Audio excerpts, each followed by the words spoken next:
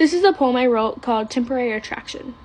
You say I'm pretty, but do you still think that when I'm 2 weeks deep in a depressive episode?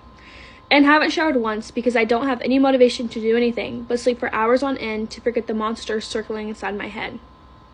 Or when I get angry in the grocery store because it's overcrowded and I feel trapped like I did when I was 13 years old raising myself and my sister. Or when I cry when the smallest thing goes wrong because I need to be in control all the time to make up for the fact that I never had control in my childhood. Or when I can't sit still because my clothes don't feel right on my skin. I feel every thread and stitch rub against my body in the most uncomfortable way possible.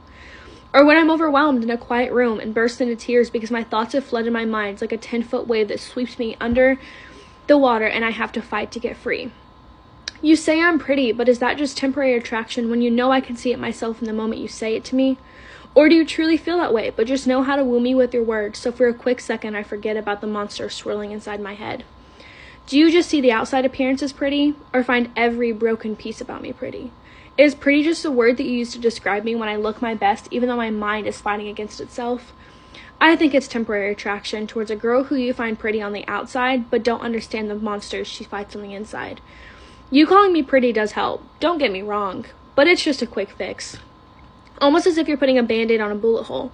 Covers the wound, but you can still feel all the pain on the inside. You say I'm pretty because to you my outward looks are a temporary attraction, only to cover up the fact that I'm broken and not in fact so pretty on the inside. You just call me pretty, but I've come to learn I'm beautiful always, on the inside and out, despite the scars formed from other experiences.